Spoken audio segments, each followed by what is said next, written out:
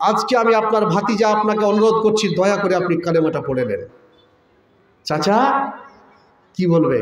কালেমা শাহাদাত যদি পড়েন, বিশ্বনবী শেষ পর্যন্ত বললেন, চাচা কিন্তু সম্মান নষ্ট হবে, এটা আমার জন্য ডিসক্রেডিট হয়ে দাঁড়াবে, এটা ভেবে কিন্তু চাচা কালেমা পড়ছিলেন না। মুহাম্মদ সাল্লাল্লাহু বললেন, চাচা আপনি যদি কালেমা পড়ে নিতে পারেন, আমি আপনাকে জান্নাতে নিয়ে যাওয়ার দায়িত্ব নিয়ে নিলাম। আল্লাহু আকবার। মুআররিখিন নাম বলেন, আবু তালেব চেষ্টায় ছিলেন কি ছিলেন না? হঠাৎ করে নবীজিকে প্রশ্ন করা হলো, ইয়া রাসূলুল্লাহ, ইয়া হাবিবাল্লাহ, ইয়া নবী আল্লাহ, ওগো আল্লাহর নবী, আপনার চাচা যদি কালেমাটা নাই পড়ে তবে তাকে কতটুকু শাস্তি দেওয়া হবে? বিশ্ব নবী বললেন, যদি কালেমা না পড়ে চাচা মারা যায়, আমি আল্লাহর দরবারে এতটুকু সুপারিশ করব, যে সুপারিশটা হলো, ওগো আল্লাহ, আমার চাচাকে তুমি জাহান্নামে দিও না, জাহান্নামের সবচেয়ে কঠিন শাস্তি দিও না, মিডিয়াম শাস্তি দিও না, হালকা শাস্তি দাও, কারণ আমি জান্নাতে ঢুকাতে পারবো না। কেন পারবো না? আল্লাহ বলেছেন, ইন্নী হারামতু জান্নাতা আলাল কাফিরিন, যারা মুসলমান হবে না তাদের জন্য আল্লাহর জান্নাত হারাম ঘোষণা করা হয়েছে। অতএব যদি লোকটা কাফের হয়, কালেমা না পড়ে, কোনোদিন জান্নাত পাবে না। অতএব বিশ্ব নবী বললেন, ওরে আমার চাচা আবু তালেব, আপনার জন্য আল্লাহর কাছে এতটুকু ফরিয়াদ করতে পারবো, সুপারিশ নিয়ে আসতে পারবো। রব্বুল আলামিন দয়া করে আমার চাচাকে সবচেয়ে হালকা আযাবটা দেবেন, অত ভারী আযাব চাচাকে দেবেন না। চাচা আমার ইসলাম গ্রহণ করেনি, এটা সত্য কথা, কিন্তু এতটুকু সত্য, চাচা আমার খিদমত করেছে, চাচার বাহুবল পেয়ে ইসলাম প্রচার করা সহজ হয়ে দাঁড়িয়েছে। অতএব দয়া করে আপনি আমার চাচাকে কঠিন আযাব দেবেন না। আমি এতটুকু আল্লাহকে বলে আযাবটা কমিয়ে দিতে পারবো। আর সব থেকে হালকা আযাবটা কি ভাতিজা শুনি? বিশ্ব নবী বললেন, চাচা সবচেয়ে কিয়ামতের হালকা আযাব, জাহান্নামের আগুনের দুটো জুতা আপনাকে পরিয়ে দেওয়া হবে, আর ওই জুতার হিটে মাথার মগজগুলো টকবক করে ফুটবে। এটা হলো জাহান্নামের সবচেয়ে হালকা আযাব, এর চেয়ে হালকা আযাব আর জাহান্নামের মধ্যে নেই। চাচা আবু তালেব খিদমত কি করেছিলেন ইসলামের নবীর? সারা পৃথিবী ইতিহাস বলছে, আমরা ঋণী। আবু তালেবের কাছে কিন্তু তিনি ইসলাম পাননি। কি খিদমত করেছিলেন? বিশ্বনবী যেদিন আব্বা আম্মা দাদুকে হারালেন 8 বছর বয়সে, চাচা আবু তালেব সমস্ত দায়িত্বকে কাঁধে তুলে নিয়ে বলেছিলেন, ভাতিজারে, আজকে থেকে তোকে আর কোনদিন ভাতিজা বলে ডাকবো না। সারা জীবন তোর পিতৃত্বের অভাব, মাতৃত্বের অভাব, পিতার অভাব, মাতার অভাব বুঝতে দেব না। আজ থেকে তোর পিতা মাতার দায়িত্বটা কাঁধে তুলে নিলাম, জীবনেও কোনোদিন তোকে পিতা মাতার অভাব বুঝতে দেব না। বিশ্বনবী জনাবে মুহাম্মদুর রাসূলুল্লাহ সাল্লাল্লাহু আলাইহি ওয়াসাল্লাম একদিন সেই প্রেক্ষাপটে খেলাধুলায় ব্যস্ত, ছোট্ট বাচ্চা আরো অনেক ছোট বাচ্চারা নবীজির সঙ্গে খেলছেন। সন্ধ্যা হয়ে এসেছে, সূর্য অস্তমিত যাচ্ছে, ডুববো অবস্থায় সূর্য চলে এসেছে। বিশ্বনবী আমার ওইখানে দাঁড়িয়ে আছেন, ছোট বাচ্চা খেলছেন। অমুক ছোট বাচ্চাগুলোর কার আব্বা এসেছে, কার আম্মা এসেছে, কার দাদু এসেছে, কোলে করে চুমু দিয়ে কপালে নিয়ে গেছে। বিশ্বনবীকে কে নিয়ে যাবে এইরকম কোনো মালিক পাওয়া যাচ্ছে না। বিশ্বনবী ছোট বাচ্চা, নবীজি আমার ছোট বাচ্চা, ভিতরটা ফুপুড়িয়ে উঠেছে।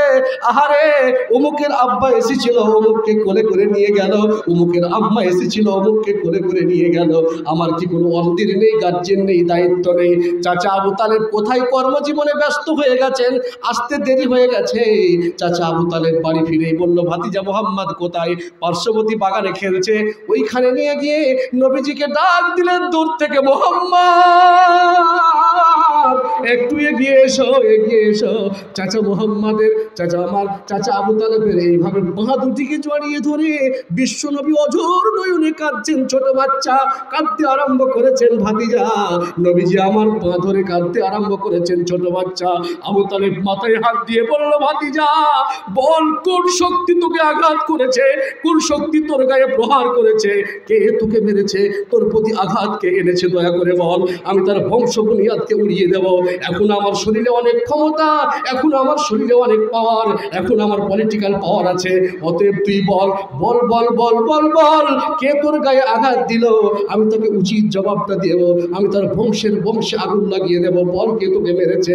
নবীজি মোহাম্মদ বললেন, চাচা আমার গায়ে কেউ আঘাত করেনি গো চাচা, আমাকে কেউ প্রহার করেনি, কেউ ফুলের ছিটকি পর্যন্ত শরীরে আমার ঠেকায়নি, কিন্তু চাচা আমরা কয়েকটা বাচ্চা খেলছিলাম, অমুকের আব্বা এসেছিল কোলে করে চুমো দিয়ে নিয়ে গেল, অমুকের আম্মা এসেছিল ওই বাচ্চাটাকে নিয়ে গেল, আমি একাই সন্ধ্যা হয়ে যাচ্ছে, আমার কোনো মন্দির হচ্ছে না, আমি ভিতরটা আমার ফুফড়িয়ে উঠেছে, অন্তরটা কেঁদে উঠেছে, আর ভিতরটা যেন একেবারে কাঁদো কাঁদো ভাব, দুঃখ ভাব নিয়ে ভিতরটা ফুফড়িয়ে উঠেছে, আপনাকে দেখা মাত্র সহ্য করতে পারিনি চাচা, আমার ভিতর ফেটে যেন চোখ দিয়ে অঝর নয়নে জল বয়ে আসছে, অতএব চাচা আমার, ও চাচা আমার, আমাকে কেউ মারেনি, এই দুঃখে কাঁদছি।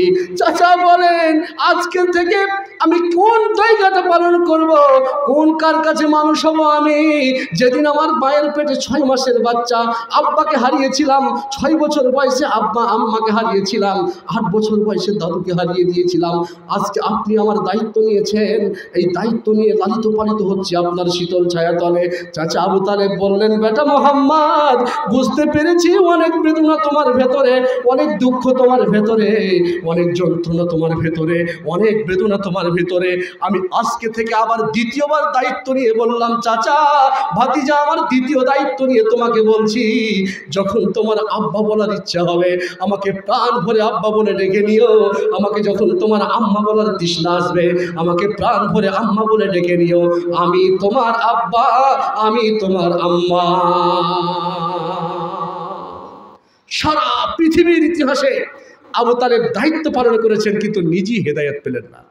চিন্তা করেন, হেদায়েত কত দামি সম্পদ, সবাই হেদায়েত পেলেন, নবীজির চাচা আবু তালেব হেদায়েত পেলেন না। আমাদের হেদায়েত কত দামি জিনিস, পৃথিবীর সকল কাজে ব্যস্ত, 50 বছর বয়স, চাচা নামাজ পড়বেন না, বাবা কাজে প্রচণ্ড ব্যস্ত তো মসজিদ যেতে পারি না, আল্লাহু আকবার। একটা কিডনি নষ্ট হয়ে গেলে কোটি টাকা দিয়ে একটা কিডনি পাবেন না, একটা লিভার নষ্ট হয়ে গেলে crore crore million billion trillion টাকা খরচ করে আপনি পাবেন না। যেই আল্লাহ আপনাকে এতগুলো উপহার দিল, সেই আল্লাহর জন্যই সময় নেই, আর সারা পৃথিবীর জন্য আপনার কাছে সময়। আল্লাহু আকবার। আপনি ভাবেন তো, ব্যস্ততাটা আপনি কাকে দেখালেন, কাকে ব্যস্ত দেখালেন? ব্যস্ততা কোন লোকটাকে আপনি ব্যস্ততা দেখিয়েছেন যে আমি এত ব্যস্ত যে ইবাদতে যেতে পারছি না? কাকে বললেন আপনি এটা? আল্লাহকে। আল্লাহ আপনার ব্যস্ততা দেখবে?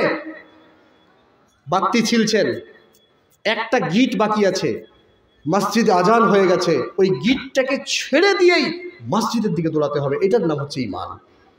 ওই গিটটাকে বাদ দিয়ে দিতে হবে, ওই টাইমে মসজিদে আজান দিতে হবে, চলে যেতে হবে আজান শুনে। আমাদের মালদহ জেলায় একজন ডাক্তার ছিলেন, ডাক্তার ইয়াকুব, অনেকজন ট্রিটমেন্ট করেছে ওনার কাছে, এখন বহরমপুরে সম্ভবত আছে নাকি। তা আমরা দেখেছি আজান হলে উনি কোনো রোগী দেখতেন না, আপনারা গেছেন তো অনেকে। উনি এটাই ভাবতেন যে সর্বপ্রথম ডাক হচ্ছে আল্লাহর ডাকে সাড়া দিতে হবে, এটা হচ্ছে দায়িত্ব। পৃথিবীর সকল কাজ পড়ে থাক, ওই কাজটা পরে করা হবে, কিন্তু আগে সাড়া দিতে হবে কার ডাকে? আল্লাহর ডাকে। চিন্তা করেন, একজন সাহাবিয়াত, ওর নাম হচ্ছে উম্মু সুলাইম রাদিয়াল্লাহু তাআলা আনহা, আর ওর স্বামী ছিলেন তখনকার প্রেক্ষাপটে মালিক। প্রথম স্বামীর নাম হচ্ছে মালিক, মানে আনাস বিন মালিক। আর প্রথম স্বামীর ছেলে হচ্ছে আনাস রাদিয়াল্লাহু তাআলা। আর ওই উম্মু সুলাইমের কয়েকটা নাম এসছে, একটা হচ্ছে রোমাইশা, ওমাইশা আর গোমাইশা, কয়েকটা নাম। খুব চমৎকার একটা মহিলা। আল্লাহ রাসূল সাল্লাল্লাহু আলাইহি সাল্লাম বলেছেন যে আমাকে যেন স্বপ্নে দেখা হলো যে আমি উম্মু সুলাইমকে জান্নাতে দেখছি। আল্লাহু আকবার। কাকে স্বপ্নে আপনি জান্নাতে দেখতে পাবেন? আল্লাহ রাসূল দেখছেন কাকে? এই উম্মু সুলাইম নামক মহিলাকে। কোথায় দেখছেন? সরাসরি জান্নাতে। এই জান্নাতে দেখছেন উম্মু সুলাইমকে। স্বামী মালিক বাইরে গেছেন কাজ করতে, ভালো করে শুনুন, পয়েন্ট হারিয়ে গেলে বুঝতে পারবেন না। বাইরে চলে গেছেন কাজ করতে, এইদিকে উম্মু সুলাইম এক পা করে ইসলাম গ্রহণ করে ফেলেছেন ছেলে আনাসকে নিয়ে। আনাসটা কার ছেলে? মালিকের ছেলে। মালিকের ছেলে আনাসকে নিয়ে ইসলাম গ্রহণ করেছে স্বামীর বিনা অর্ডারে, স্বামী বাইরে। কিছু কিছু লোক বলছে ইসলামের জন্য কিভাবে কষ্ট করেছে তারা দেখেন। কিছু কিছু লোক বলছে থামো উম্মে সুলাইম, তুমি দাঁড়াও, তুমি স্বামীর বিনা অর্ডারে ইসলাম গ্রহণ করেছ, তোমাকে দেখে নিচ্ছি, তোমার স্বামীকে আসতে দাও। স্বামী বহুদিন পরে গ্রামে ঢুকছে, গ্রামের কিছু মহিলা এবং পুরুষ তার স্বামীকে বলছে, মালিক তুমি কি জানো তোমার বিবি উম্মে সুলাইম তোমার সন্তান তোমার সন্তান আনাসকে নিয়ে ইসলাম গ্রহণ করে ফেলেছে। সঙ্গে সঙ্গে যখনই বলা হলো তোমার ছেলে আনাসকে নিয়ে তোমার বিবি উম্মে সুলাইম ইসলাম গ্রহণ করে ফেলেছে, তুমি কি জানো? মালিক আশ্চর্যজম্বিত হয়ে রাগে রাগান্বিত হয়ে বাড়ির দিকে ফিরে এলেন। বাড়িতে গিয়ে বিবিকে প্রথম কথাই জিজ্ঞেস করছে, তোমার ব্যাপারে একটা তথ্য শুনলাম, কথাটা কতদূর সঠিক কতদূর বেঠিক এই তথ্যটা তোমাকে উন্মুক্ত করতে হবে, মিথ্যার আশ্রয় নিয়ে নয়, দয়া করে বলো তুমি কি ইসলাম গ্রহণ করে ফেলেছ? বিবি উম্মে সুলাইম বলেন, ইয়া আমার স্বামী, ও আমার স্বামী জান, আমি অবশ্যই ইসলাম গ্রহণ করেছি। মালিক বলেন, তুমি যে ইসলাম গ্রহণ করলে আমার কাছে কি তুমি পারমিশন নেবে না? আমাকে কি তুমি জানাবে না? আমাকে তুমি পারমিশন নেবে না? উম্মে সুলাইম বলছেন, স্বামী এখন কি রান্না করব না পারমিশন নেব, বাড়ি থেকে বাইরে যাব না পারমিশন নেব, এখন কি করব পারমিশন নেব, কিন্তু ইসলামের কোনো কাজ যদি আমি সেটাকে সম্পাদন করতে চাই, ইসলামের কোনো কাজ করতে চাই, এখানে স্বামীর পারমিশনের কোনো প্রয়োজন হবে না। স্বামী আমার, আমি পারমিশন নেওয়ার প্রয়োজন মনে করিনি, আমি নিজেকে জাহান্নামের কঠিন শাস্তি থেকে বাঁচানোর জন্য ইসলামটা গ্রহণ করেছি, এটা হলো আমার দায়িত্ব, অন্য কোনো ভেবে আমি ইসলাম গ্রহণ করিনি। মালিক বলছেন, তুমি কি ইসলাম থেকে ফিরে আসবে না?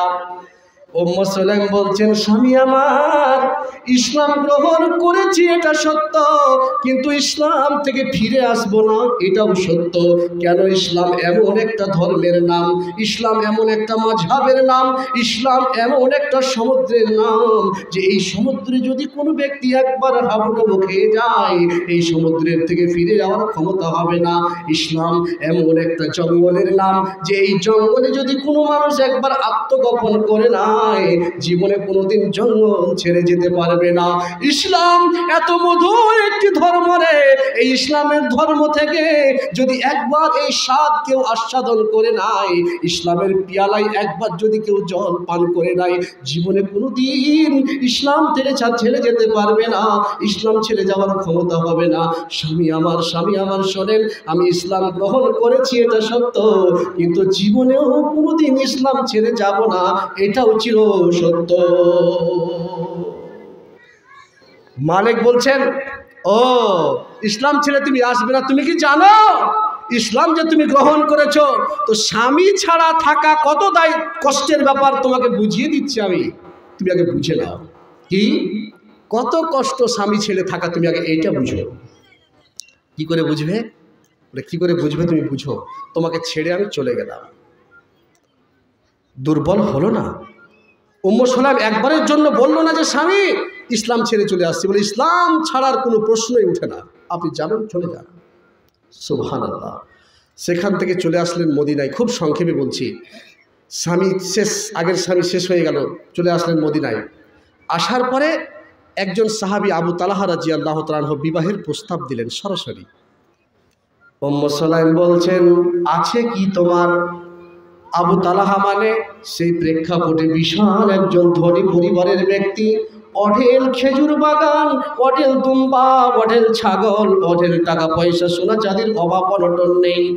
আবু তালহা প্রস্তাব দিল, উম্মে সুলাইম আমি তোমাকে প্রস্তাব দিচ্ছি, তুমি আমাকে বিয়ে করে ফেলো। উম্মে সুলাইম বললেন, ইট ইজ ইম্পসিবল ম্যাটার, এটা অসম্ভব ব্যাপার, এটা সম্ভব নয়, আমি বিয়ে করতে পারবো না। আপনার ব্যাপারে আমার কাছে ইন্টারনাল ইনফরমেশন আছে, আপনার ব্যাপারে আমার কাছে অভ্যন্তরীণ তথ্য আছে, আপনি নামাজ পড়েন না, আপনি ইসলাম গ্রহণ করেননি, আমি আপনাকে কোনো মতেই বিবাহ করতে পারবো না, আপনার আছে কি? আছে কি বলেন, আছে কি? আবু তালহা বলেন, আহারে, এত বড় আমি ধন সম্পদের অধিকারী, আমাকেই জিজ্ঞেস করে আপনার আছে কি? আমার কি আছে তুমি শুনবে? আমার অভাব নেই, অনটন নেই।